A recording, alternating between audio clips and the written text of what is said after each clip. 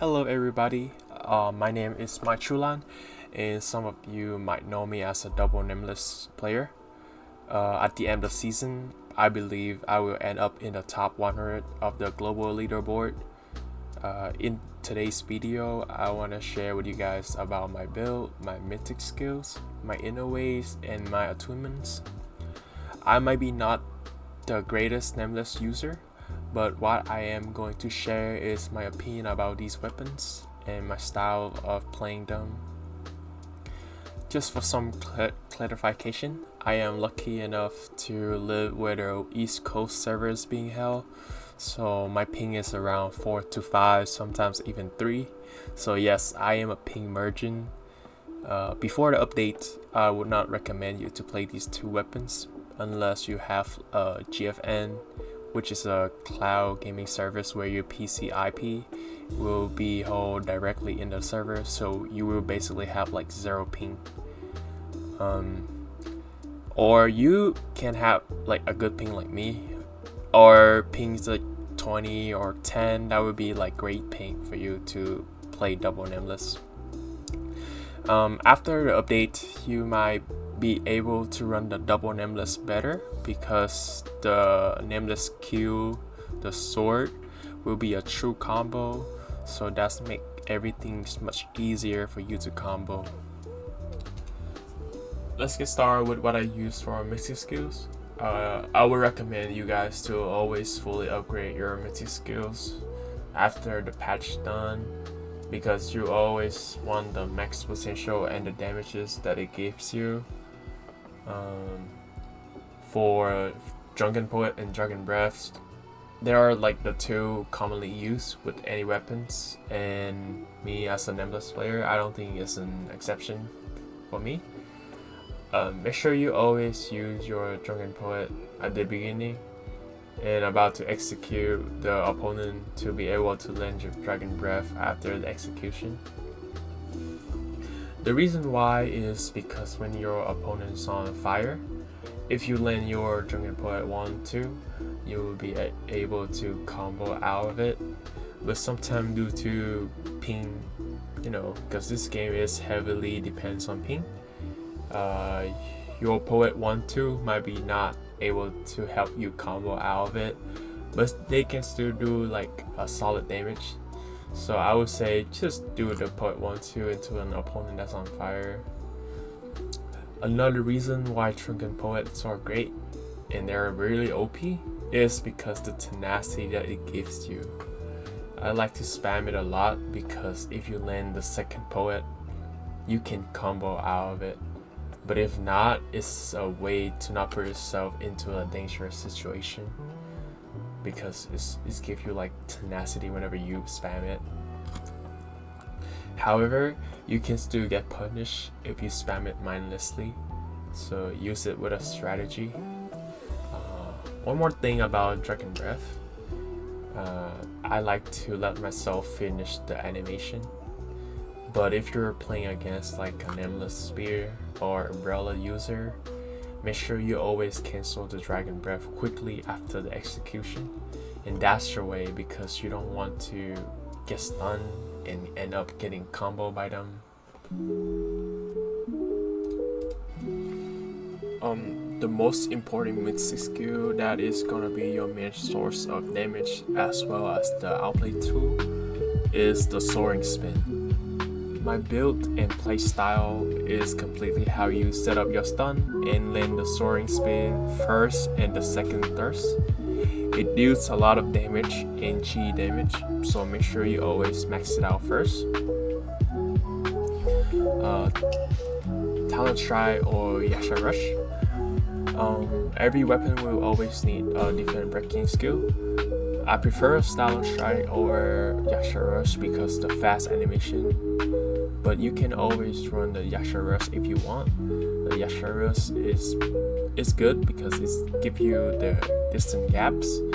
So if you run the sword morph inner ways after you charge R, you can hold your charge R and then throw it like 1-2 and then use a Yasha Rush. I'm pretty sure a lot of people is gonna try to block it, and deflect it. So it's like a good punishment if they're trying to do that. Serene Breeze. Serene Breeze is always gotta be in your slot no matter what. Without it, like, you are going to end up getting combo like crazy. So make sure you always have this in your slot. The other option, Mythic skill, or that I use is Living Toad, Golden Body, and Ghostly Step. So for Living Toad, you can always use Living Toad or Free Morph, which is this one. I recommend you to use one of these two because every weapon will need like a Mystic skill to combo out of it. I prefer Living Toad because you can pressure them with the poison after you land it. But Free Morph is also good too if you land your Q sword. I just don't use Free Morph because it is more likely to be used as an ability to close my combo, and sometimes you might miss the kick and it's just messed up. I would say though, you can also run two at the same times, but I like to use one or the other because I am more like a defensive player. Golden Body and Ghostly Step. I like to pop the Ghostly Step early when I'm going against good players or rat players, because the amount of dashes that you could dodge the rats and get away from pressure of good players putting on you. It also helped me hide my Q sword and Q spear, which is like a very good tool for you to use. Golden Body is also another solid choice for me because in a lot of scenarios, like when you are about to get execute, you pop it. If you keep a distance with them, like they're not gonna execute you, and then it's gonna make them harder to play into you because it also give you the tenacity as well. For gears, I was running the Hawking and the Calm Water set, but recently I swapped to the Jadeware and the Calm Water set instead because I was surprised by the shocking damage that it does if you proc everything correctly. You can burn the whole entire opponent's keybar with a single soaring spin. So I say this, if you want to do consistent damage as well as PvE gears, then you will run the Hawking set. But for the surprising element, I'll say you run the Jadeware. And for the Calm Waters, I think every players that play this game always run this. So it's like a good tool to outplay people because when you dashing, you get like HP back. So it's good. For weapon attunements, the most important attunement that you need to use is probably this one, the Execution, Restore Vitalities and HP. Even the purple line is good, but I will always recommend you try to aim for this line right here.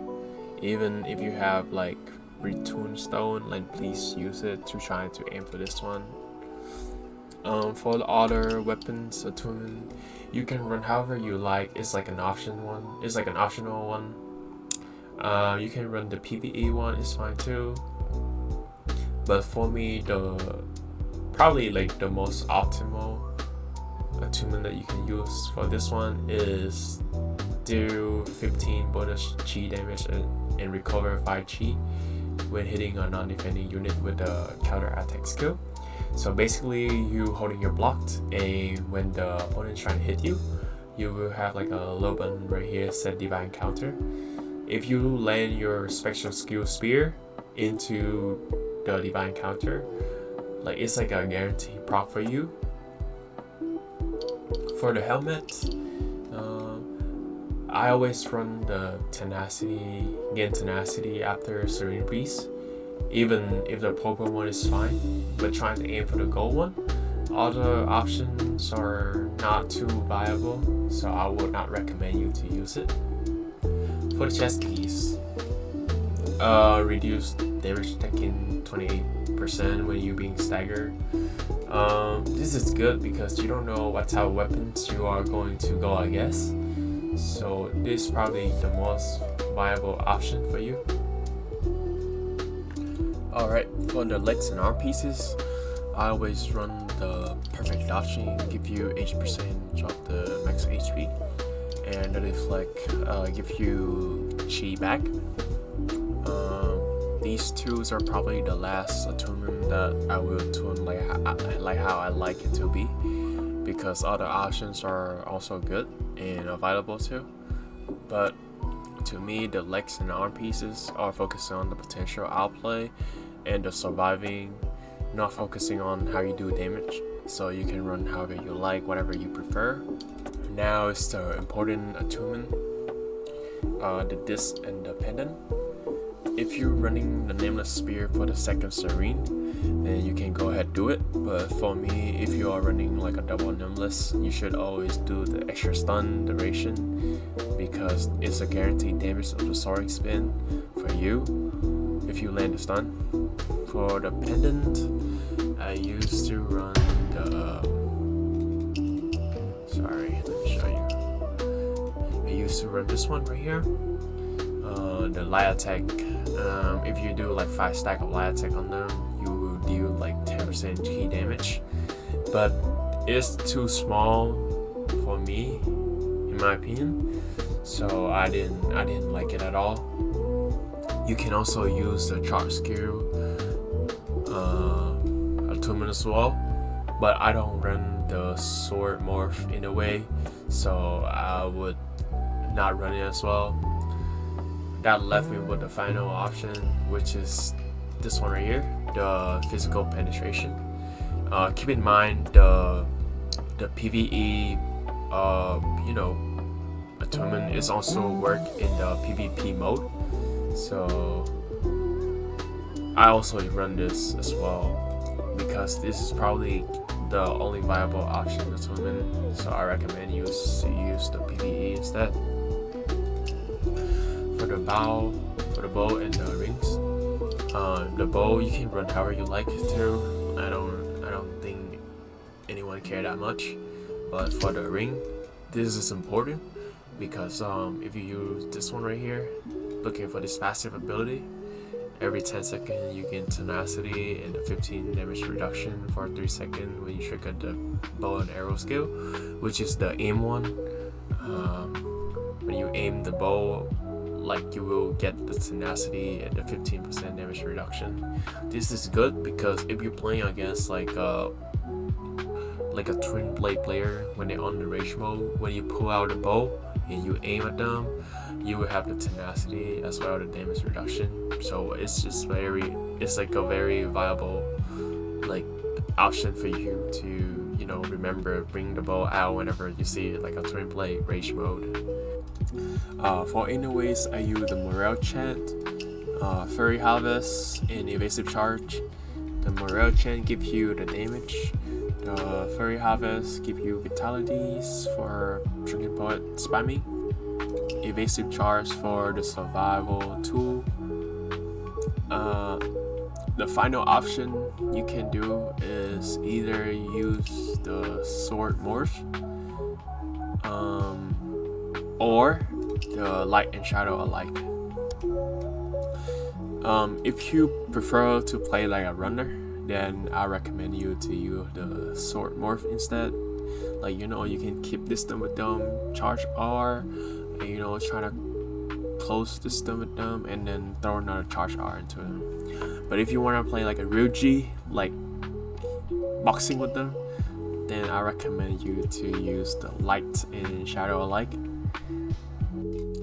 Also, I have personally tried this. Instead of the fairy harvest, this one right here, you can run the adaptive steel if you be able to run the material 6. You probably have to change your attunement for the legs and arm pieces because you will lack a lot of vitalities. With adaptive steel, you can rely on tap swap more often because the movement speed and the physical pen that it gives you. Alright, the last thing I want to go through is the arena talent. So for this one right here, you should, for the skill damage enhancement, I would say you use the special enhancement for most of the time. You can also use the chart skill enhancement, but I prefer this one because the poke that it gave you whenever you you throw your sword Q and then you press the special skill is like a lot of damage. And then for the damage reduction right here, the skill damage reduction, you can use however you like as well. If you're having like trouble with bamboo cut player, like twin blade player specifically, you use the light attack reduction.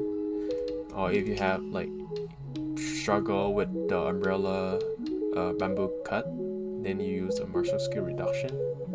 But I like to use the special skill reduction because I have some trouble playing against like strat sword, so I run this one a lot.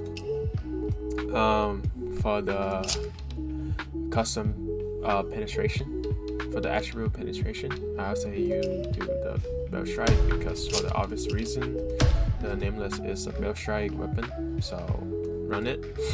And the physical resistance, they give you the custom resistance. You can run however you like, but I have some struggle against tank down player, so I use the Sunblit. If you're sticking to this long of the video, here are some final thoughts on mine about the double Nameless. Before the Q sword becoming a true combo, I know it's very hard to play with the double Nameless because you have to perfectly cancel your Q to actually do your combos. But soon the Q sword will be true and everything is gonna be easier when you do the combos. But for right now, by the time I'm making this video, which is May 1st, the Q of Nameless, I thought that it would be true. It turns out it's not true yet, so you probably still have to perfectly cancel the Q sword again. But this is not the end. Like we are eventually is going to have the Q true combo soon. And also playing double Nameless is about how calm you are and the focus on the pressure that the others is giving it to you. So with this setup right here that I just went through, your punishment is brutal if you catch people with your Q sword or Q spear. So play it defensively, but also play it offensively when you need to, if you need to. Thank you so much for watching. I will cover more about the combos of double Nameless in the future. And stay tuned, guys.